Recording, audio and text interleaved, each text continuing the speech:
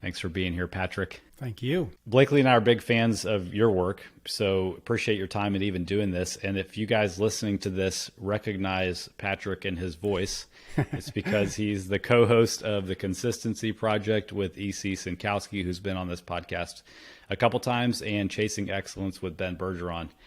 We were also pleasantly surprised the other night to hear you as the narrator on the intro and outro of the most recent CrossFit documentary. That was really cool. Yeah, Have you that had a was chance fun. to see the finished film? Yeah, I got to see it a little bit in bits and pieces as they developed it, because obviously I kind of needed to know what was going on to do the voiceover, to write it. And then Mariah sent me the finished copy a couple weeks ago, so I got a little bit of a sneak peek. I got to tell you, man, I didn't know that you wrote the intro and outro of that also, but the outro especially, we were just like ready to run through a wall after we listened to that outro. That was awesome. That came out really nicely. And when you combine like the right visuals with the right music and like that, it's just like, I'm with you. Like I felt the same thing, and I was like, I wrote that. That was me. But I was still like, I want to run through a wall right now. So the way they timed the staccato. Yeah, it's the cool thing about, media or film or anything. Like when you start adding little pieces together, they make everything a little bit better, right? And so we can find the right pieces to put together. It's 1 + 1 + 1 = 7. One of the things that we talk about a lot with our clients, outside of just health and fitness, is kind of the stuff that goes on behind the scenes of that. And I'm talking about the time that it takes to do all this. And I'm sure this is really something you have to dig into with your business coaching clients. Yep. Everything takes time. Takes time in the short term, like I need 30 minutes to do a workout. And in the long term, like I need to find the time to make this part of my life forever. But the problem is, like, if you were just to text 20 of your friends and be like, hey, how things been going? 19 of them are going to say, I've been busy. Yeah. It's like nobody has any time for this stuff. You've written a lot about this, and you guys talk about it all the time on Chasing Excellence. So I want to tap into your brain and the things that you've already thought about this, just have a conversation of how we can break free from this trap of always feeling so busy and start like taking action towards the things that we say that we actually want. How does that sound? Yeah. Yeah, I love that. It's such a geeky topic that I just adore. So I'm happy to talk about it. Well, I mentioned that you've written about this a lot, and I think a lot of us tend to research and write about things that we've struggled with or tried to work on personally. Is this something that you kind of have a personal connection to in your own? In your own it's journey? interesting. You're spot on, and that is why I write about it a lot. But for me, it's less of because, gosh, I got to figure this out because I'm miserable, and more because I realized early on in the days of Again Faster that nobody had taught me. I'd gone through obviously high school and an undergrad and grad school, and nobody once had sat me down and said, here's how you organize yourself so that you can actually accomplish all of these things that you need to accomplish. And so I realized really quickly in 07, 08, 09, when the recognition happened that like, oh, I like this might actually work. There was a period where we were doing this and like, it was like, oh, I'm doing this thing with CrossFit. And everybody was like, what is that? What are you doing? Why are you doing that? Right. And so I realized really early on, like, oh, I've got to figure out how to do this if I want to continue to do this. Because it was just John and I across the table. Nobody knew what we were doing. Nobody had any expectations as to whether we were going to succeed or not. We didn't know how to do it. And so I realized like, okay, there are parts of this process. I don't have a boss. Nobody's going to tell me what to work on tomorrow. Nobody's going to hold me to what I say I'm going to do. Nobody's going to care if I accomplish that goal or this goal, or if I get to do this in 2 years. Nobody cares. I'm the only person to be able to figure this out. And so I started to just try and figure out how to do this thing that doesn't have the constraints that many things in life do. When you think about school is nothing but a series of constraints that somebody hands you. Do this thing, give it to me by this day, and also figure out how to do that alongside the 3 other things that 3 other people told you to do and give them on that same day. When you go get a job, please show up at this time and do this task, and this is what you'll be judged by, and you can be done you can be done at this point. All of these, and if you're ever bored, I will hand you more things to do. So what you realize really early on is if I don't figure out how to work efficiently and effectively with the autonomy that I have, I will not be successful. And I will have to go find somebody else to tell me what to do because it's the only way I know how to be useful. So if I want to continue to have the autonomy that I have, I need to figure out how to be useful inside of that autonomy. And so that's been the process of the last 10 plus years is how do I do this? How do I build this life that nobody will teach me how to do? Like, having grown up and watched my dad work, never had to figure out how to organize his own schedule. Never, just didn't have to. He needed to go to the office and then he had to do all the work there and he got home by 6 or 7. And that was it. Like there was structure there. He never had to figure out what to do on Wednesday afternoon because there was probably a meeting he had to be in, right? And so as you recognize like, okay, I get to make the rules, but that means I'm responsible for the rules. You start to figure out like, well, how do I do that? And so the last number of years has been me trying to figure out how I can live the life that I want to live and be successful and be able to continue to do it. And a big part of that, and I joke, it's like super geeky, but it's so fundamental is if you can't figure out how to organize your time, you don't get to choose what to do with your time because you will have to give that control over to somebody else. And so for me, flexibility, autonomy, creativity, like those are core to my being. And if I lose those things, I lose a big part of myself. And so I recognize when I got a taste of it at Again Faster, that I can't give this up. And if that's the case, then I need to figure out how to make sure I can do this on my own.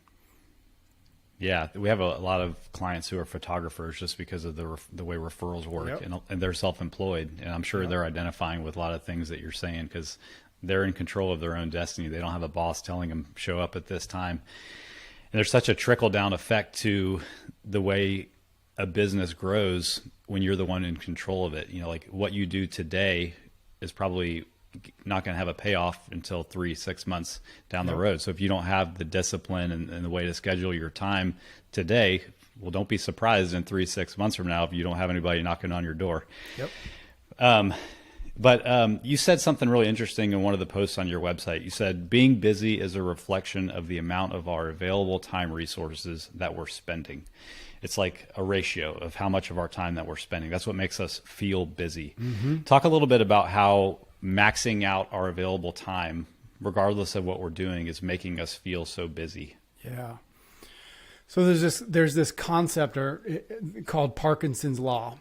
And the first time I came across it was years ago in Tim Ferriss's 4-Hour Workweek. And it's been strange how it occasionally shows up. And every time it shows up, I realize that it's actually like, it's maybe one of the most important things to understand. And Parkinson's law basically says that work will fill the time you've allotted for it. So in other words, if you give yourself 10 hours to do work, you will fill it with 10. You will fill 10 hours with work. If you give yourself 2 hours of work, you will fill it with 2 hours of work. And there's even a nutrition connection to it, whereby if you use a smaller plate, you will eat less food. When you have a bigger plate, you will fill the plate. And so if one of the simple strategies is just use slightly smaller plates. It sounds absurd, but we fill what we have. It's because we are cavemen primarily. And so we want to fill our resources because we don't know when those resources might come back. But it's like our hardwiring. And so it's just that we live in an environment, we live in a world, we live at a time where actually that's not that useful anymore. We don't need to fill everything all of the time because it's not running out, right? And so Parkinson's law is where I often begin, which is how can I reduce the available time that I'm giving myself so that I force myself to really ask which of these things is more important? Which of these things is actually important? Because if I don't do that and I don't ask that question, if I don't make myself say, of these 4 things that apparently need to get done, if I never make myself say, okay, which 2 of those actually doesn't have, I will try to do all 4 of them. And I will probably do all 4 of them poorly because I can't do all 4 of them in the time that I've given myself or the space that I've given myself. And so until we start to say, oh, I don't have infinite time, I have a limited amount of time, until we recognize what that limitation is or what that constraint is, or we don't implement that constraint, we will just continually try to fill those hours up. It's just our default state. So the first thing we have to do is recognize that we are going to fill whatever amount of time or space that we have given ourselves.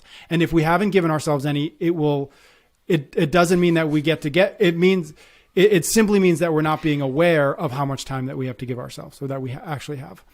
Yeah. And so the first thing is in order to get not busy, is to recognize which hours do I have to fill with things and which hours do I have to not fill with things, and getting really clear on what the right balance is for you, and then starting to work backwards from there. Like if you're a startup founder and like you're working, 12-hour days and like you're just in that, there's nothing inherently wrong with that. But until you're really honest with yourself about that, you won't figure out, well, why can't I get my diet dialed in? Why can't I get to the gym and, consistently? Well, it's because you've allocated 12 hours of your day to being in the office. You don't have any more time to go spend an hour and a half at the gym. You don't have time to food prep, right? Like, it's not a mystery. It's math. You don't have more. And so your choice then becomes right there. Yeah. So therein lies your choice. Am I okay with this imbalance that I have? Or do I need to do a little bit of work to figure out, can I work 10 hours a day? And now I've got those 2 hours that I can now reallocate to getting to the gym, to food prep, to cooking my own food, to meditating, to sleeping a little more, like whatever it is, until you take away, or until one, you identify, and then you rebalance what it actually looks like. Of course you don't have time. You're not being conscious about what you are giving your time to. So you've got to do that first. Mm-hmm. What's a good way to go about that? Because I think everybody's kind of nodding along right now, like, yes, that makes sense. Now, where do I start with starting to audit my life and look for, how can we bring some honest awareness to this in a practical way? Okay. So there's a couple of things. The first thing, and I've laughed with EC about this before, because I've suggested her doing the same thing. What is the first thing that EC, and probably you to a degree, suggest that people do when they start, like, I'm going to get my nutrition in order? Well, cool. So for the next week, I'd like you to record everything you eat, right? Because I don't know where you are. I don't know what we're starting with, right? I don't know if you need more fruits and vegetables, or you need to, or you just aren't getting enough calories. Like, I don't know what the problem is here, so I can't solve it. And so first thing I would suggest people do, and it's just like counting macros or calories or record. It's a pain in the ass, and it's okay. The first thing you need to do is record your day. You need to figure out where your time is going without tipping the scale in any direction. Like, I need you to record your diet for 2 weeks. I don't want you to change it. I know that's going to be weird, and you're going to be paying more attention to it. So you're going to eat, less cookies, because you're like, oh shit, I gotta tell Jonathan that I ate 3 cookies. That's okay. That's somebody's watching. But the first thing you want to do is you want to, like, if you're a knowledge worker, if you spend most of your time on the computer, this is actually pretty easy. You can use any number of apps to just simply start to record. Okay, at 11 o'clock, I started responding to emails, and at 12:15, I stopped, and I did lunch from 12:15 to 1:15, and then at 1:15, I got back to this. And then you can start to, that's easy to do with work. If you kind of work on a computer, that's easy, though you can still do it on your phone. Those apps still exist. And so what I would start to do is, like, okay, woke up at 7 o'clock, and you can do this at the end of the day. You could, like, ballpark is good enough for this. Okay. So woke up at 7 o'clock, 7 o'clock to 8 o'clock. I did absolutely nothing useful. 8 o'clock to 9 o'clock. I drove to the office. 9 o'clock to 9:15. I did email, whatever. Start to build out what your day actually looks like, because until you have a sense of where your time is going without much intention, you can't really fix it, because you've got to get a sense. You've got to be able to see, oh shit, I spend 2 hours in the morning drinking coffee. And is that useful? Is that the best? Like, is that an opportunity for me to do something more useful? Maybe, right? Or maybe that's just like, that's the only alone time you get. And maybe that's like, no, I need that. I want that. Cool. The point being is until you see it, you can't fix it. And so for a week or 2 weeks, audit your time. Where is it going? And then after you get a sense of that, then what you've got to do is say, okay, what does a good week look like? Not a perfect week, not an ideal week, right? Because we asked them, create your ideal week. It's like, I spend 3 hours on the beach in the morning and then I go to the movie theater. Like, okay, well, that's not useful to us. So you've got to create a good week. What does that look like? How much time, how much time are you working? How much time are you, spending with the family? How much time are you working out? How much time, whatever is a good week. What your priorities are. What does that look like? Like, how does that work? So you kind of get a list or a sense of what a good week looks like. And then you sit down, you can do this with a blank piece of paper. You can do this with like an iCal or Google Calendar. You can do this in any number of ways. But what you do is you go into a calendar and you start to put in everything that you've already determined is on the calendar. So if you work from 9 to 5, from 9 to 5 goes on the calendar because those hours are already allocated for. You've already determined that I have to be at that place or do that thing at those hours. So you don't get to choose that. You've already made that choice. That choice is made. You're done. 9 to 5, Monday through Friday. Cool. That goes on the calendar. Okay. When do you wake up? All right. I wake up at 7 o'clock every day. Okay. So that means from 7 to 8:30 is open. 7 to 8:30 to, put that on the calendar. 7 to 8:30 is open. Okay. And I get home at 5:30 and we do dinner at 7. So you've got 5:30 to 7 open. And at 7 o'clock is dinner and putting the kids to bed, right? So those times are allocated for. Like in my life, like it's 7 o'clock on, really 6:30 on is like putting kids to bed, and 6:30 to 8 is that. Like I don't have a choice. It's as if somebody sent me a calendar invite that said, put kids to bed, right? Cool. So what you start to do is, what this exercise starts to show you is how little time you actually have to do the things that are important but not urgent. When you recognize that, then back to what I said before, then you are in a position to say, okay, now I'm looking at my calendar and I've actually only got 4 hours a week that are really kind of mine, that I don't need to be somewhere else, that nobody expects something of me, that I don't have a responsibility elsewhere. I've got 4 hours. Okay. What do I want to do with those 4 hours? Mm-hmm. And that's where we get into, I want to eat better, or I want to work out, or I want to read more, or I want to start that side hustle, or I want to start writing, whatever it is. Now you have an accurate sense of how much time you really, truly, realistically have.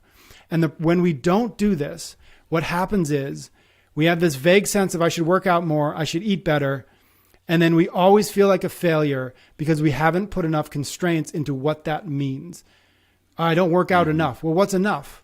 I should work out 6 hours a week. Okay, but I'm looking at this calendar that you've just created, and there's no possible way that you have 6 hours in the week unless you start to make different decisions. Can you go to the office an hour later? Can you take Wednesdays off and work from home?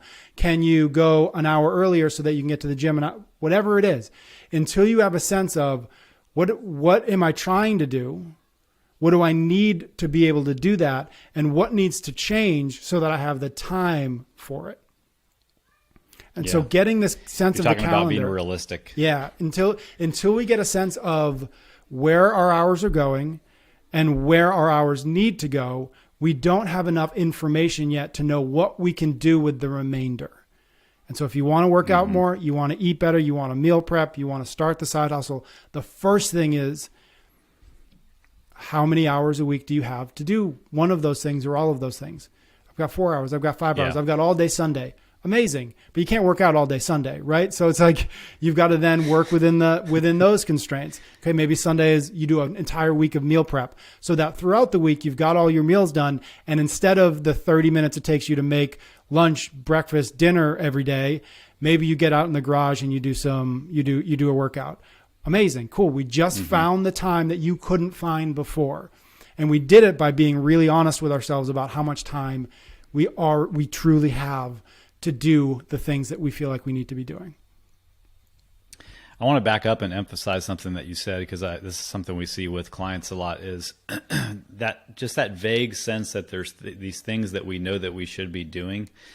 And it's almost like we have that as a goal and we expect ourselves to be moving towards that goal. But since there's no, realistic expectation of how we're going to make that happen, that vague outcome-based goal never turns into a process that fits within our real life and just makes us feel like we're failing. And like when you feel like you're failing, it's even harder to put any effort in. And everybody knows that, that effort and those actions will actually will motivate you to keep going. So I don't want to glaze over that. And if you feel like you're in that loop right now, it's okay. That's a pretty common place to be, especially when you feel busy.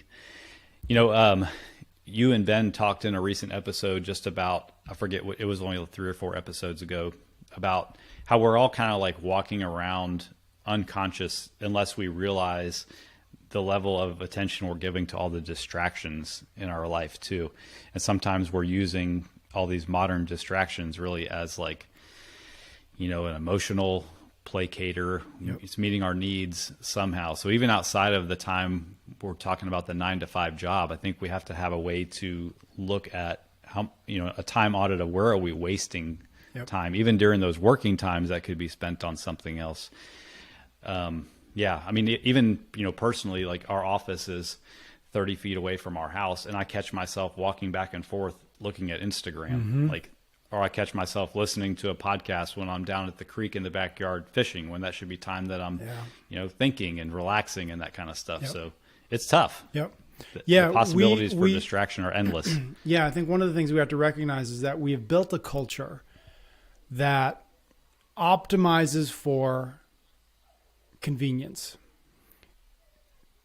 For whatever reason, this is the thing we've decided to kind of build our culture around is, can I get this faster, cheaper, easier with less effort? And so the first thing we have to do is recognize that's what we're up against. We're up against a culture that optimizes for convenience. And we recognize that convenience, while wonderful for some things, is detrimental to almost anything worth doing. Very few things worth doing are convenient.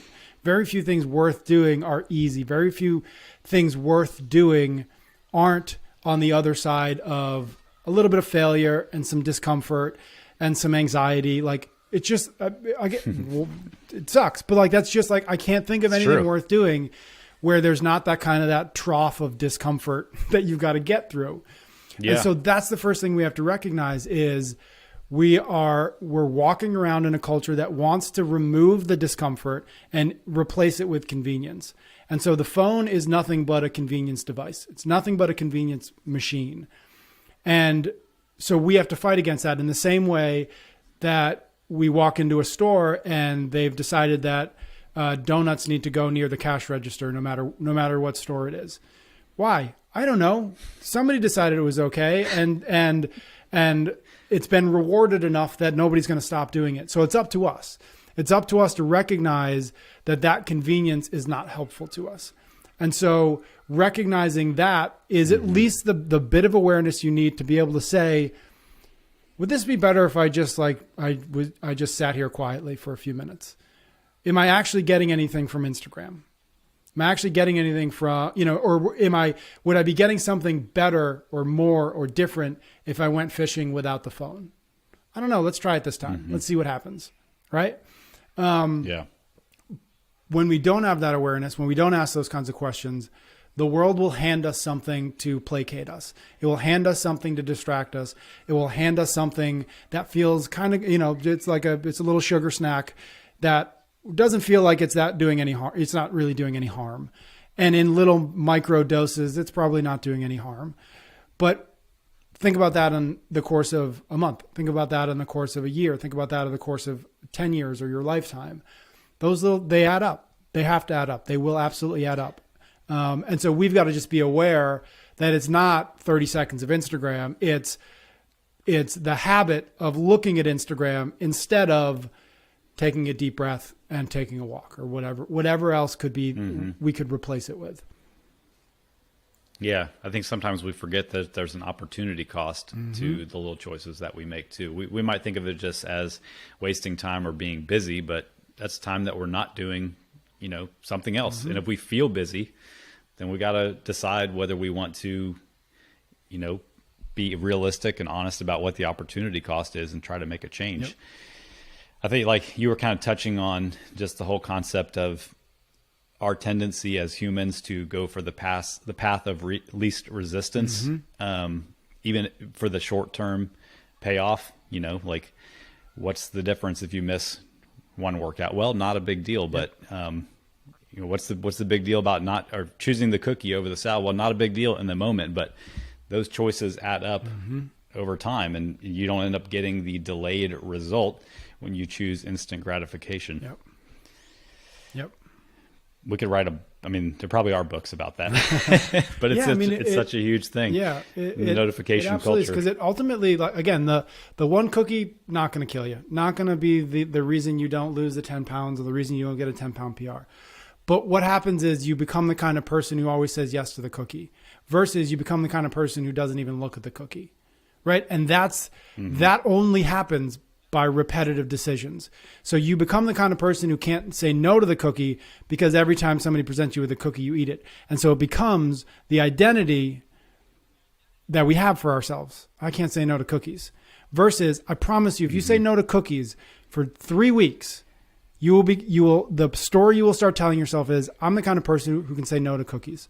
And then it becomes a little bit easier the next time somebody hands you cookies, because in order to take that cookie, you have to break the story that you've started to tell yourself about who you are.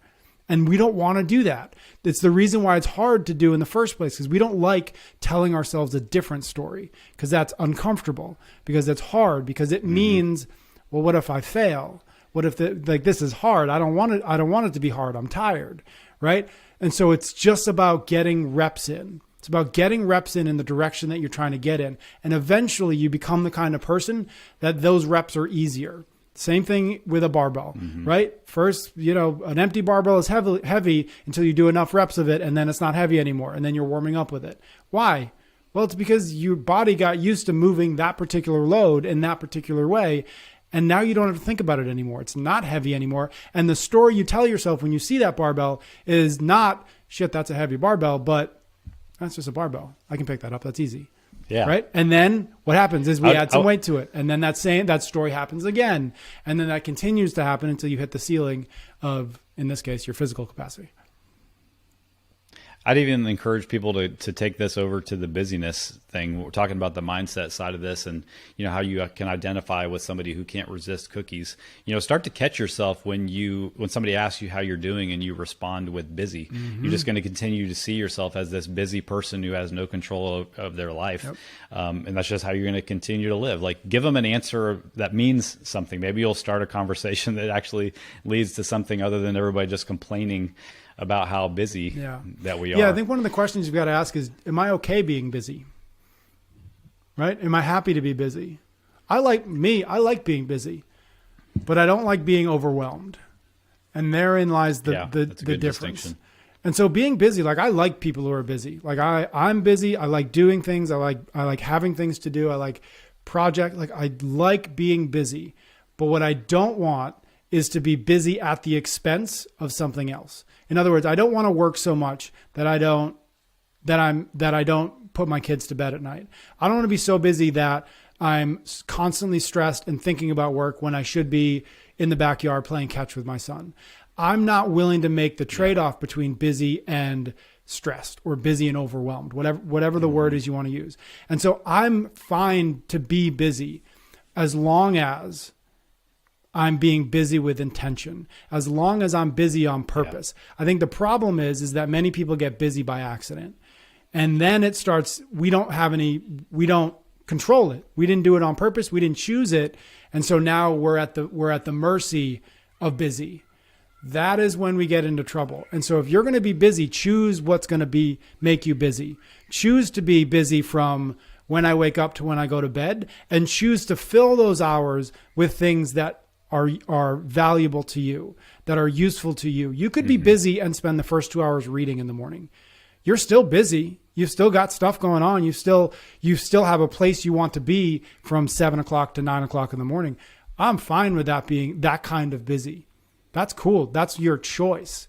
Where I think people run into trouble is we don't make those choices. And so we let the universe hand us things to do. Oh, go do this. I've got to do this. I have to fix that now. And maybe I should do this. Instead of saying, what do I actually want to spend my day doing? What do I want to do this morning before I have to get in the car and go to work? Because if you don't ask that question, what's going to happen? I don't know. Probably you'll scroll your phone. The kids will spill something, so you'll get annoyed, right? Like, and then you'll kind of stumble out of the house with, on your third cup of coffee, and you'll be like, just starting the day unhappy. Whereas you could have said, I'm going to wake up at 7. I'm going to spend the first hour doing this. I'm going to spend 30 minutes with the kids. I'm going to get in the car at 8:30. I'm going to be ready to go. And I promise you, you will feel better at the 8:30 on that version, even if that didn't happen perfectly. Even if the kid started crying and like, okay, I got to stop doing them. If you go into a day with a plan and you're cool to adjust that plan a little bit, you will be far happier than if you wake up and you say, all right, universe, what do you got for me today? Because the universe will give you things. Yeah. It'll give you anything and everything. I promise you it's not the things you want though. It'll be somebody else's problem. It'll be somebody else's commitment, somebody else's responsibility, somebody else's something else. And you'll just go through the day wondering why you don't get anything done and wondering why you're feeling unfulfilled and wondering why you're feeling overwhelmed because you're not making any choices. And when we don't make choices, we are miserable. We are happiest when we have a fair amount of autonomy and flexibility in our lives. Not infinite. That's not particularly useful either, but you have enough. And so you've got to train that muscle so that you can fight against the world handing you random things that aren't important, but that I guess I have to do that now. Yeah, it goes all the way back to Parkinson's rule. Yep. And you could take this on the micro, like I'm going to fill this 1 hour or, however long I give to myself to do this, I'm going to fill it up. Or if you just look in the grand scheme of like 10 years of your life, like if you weren't intentional about what was I trying to get done during this 10 years, you will fill that 10 years up. I promise 100%. You. Just it might not be with the things that you wanted. You made me think of something else that Blakely and I've been talking about a lot lately, kind of talking about how life will hand us things that make us feel busy. And we, people will ask, people mean well. People aren't trying to always just snatch your time and things like that. But people sometimes can be selfish. And as people who want to be people pleasers, those two things don't mix well. So it's easy to let somebody else's, quote, needs take the place of your own needs. And maybe you don't even classify the things that you want for your life as needs. Maybe you see them as wants. So when somebody else comes at you with a need and your thing is really just like a want in your mind, you're always going to prioritize what this other person needs from you, even if it's not really a need in the first place. The example of this we always come back to is, somebody calls you, you finally have some time set aside for yourself to get your workout in, to prepare some food, whatever, to relax with the family. Somebody calls you, I need you to take me to the airport. Crap. Like that was the time I had for myself, but this person needs me to do it. So you place their need over top of your only want. Your health and fitness is a want, not a need. So you lose all your priority. This person's need could have been fulfilled by Uber, another friend, a family member, all those things. It isn't really a need, but we're afraid to let them down and set boundaries. So be aware of that, something that we're constantly trying to work on. And, you do it in a way where you try not to upset people, but it's okay to be a little bit selfish with what your actual needs are compared to somebody else's fake need. Yeah. Yeah. It's interesting. I think there's a distinction worth making and it's not one that many people make, but there is a real difference between being nice and being kind, by which I mean being nice is like that bordering on that kind of people pleasing. Like, okay, I'm a nice person. I got to bring that person to the airport. Like that's like, I got to do, like, that feels like the nice thing to do. But what we do is we kind of have a black and white of, if I'm not nice, then I'm cruel. And there's very little gray area between those things. And so in that case, okay, Charlie just asked me to bring him to the airport. I'm either a nice person and I bring him, or I'm a jackass and I say no. But the truth of the matter is there's a spot in the middle called being kind. And it's being kind to Charlie, and it's being kind to yourself. And you can say no to Charlie without being an asshole. You can do that in a way that doesn't make you feel like you're not being nice. You can be kind to him and say, Charlie, listen, I'd love to help you, but this is last minute and I've got something else I've got to do. But call this person. I know that they're not busy right now and they can probably bring you. Or, hey, listen, Uber can be at your house in 10 minutes. You're all good. You don't need me, right? You can be kind to yourself and be kind to them without being cruel, without being mean, without sacrificing who we want to be. We all want to be nice people, but without giving all of ourselves away in order to do that. And so figuring out where or how I can be kind versus always being nice is really important, because all the things things you work on, they all require at their heart is getting fitter, getting healthier, doing things that are core to who we want to be. Start with our ability and our willingness and our insistence on being kind to ourselves, treating ourselves like we often treat other people. Giving ourselves the attention and the love that we too often, and again, it's not a bad thing, but that we often give we often ignore it so that we can give it to somebody else. That doesn't get us anywhere. That doesn't get us anywhere. And so realizing I have to first be kind to myself. And Charlie just asked me, and I know if I wasn't doing anything, if I just had all the free time in the world, I'd be happy to bring him to the airport.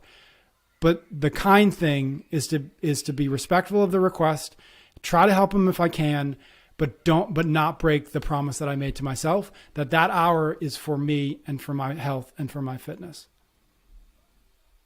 Yeah. It's the whole like trying to pour from an empty cup 100%. example. Yep.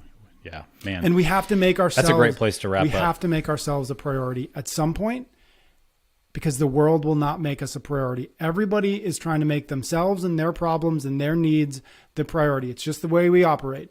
And so if you want to play in the game of being a human and you want to get healthy, you want to do something outside of just get through the day, it starts with recognizing that we have to make ourselves a priority. We have to make our time a priority. We have to make our energy a priority. We have to make our attention a priority. And we have to make our resources a priority, our money, quite frankly.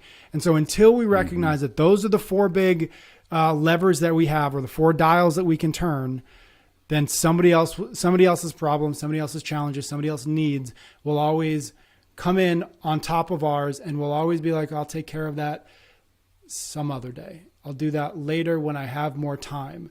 You don't have more time because you fill the time. Parkinson's law teaches us we will fill the time. So we don't get more time. We do get to do something different with our time if we're willing to slow down and say, what is the best use of me? What is the best use of my time? What is the best use of my attention? What is the best use of my energy? What is the best use of my money? Cool. Start there. I promise you it's not bringing Charlie to the airport. You've got more important things to do. Yeah, man, that is good. Oh, I'm already like thinking of things we can talk about next time. Good stuff, man. Well, if anybody has not seen the most recent CrossFit documentary and you want to hear more of Patrick, just it's a great video. It's a great movie too. Thank you. Yes, it is. Check that out as well. All right, man. Thanks again for your time. My pleasure. Have a great rest of your day. Thank you.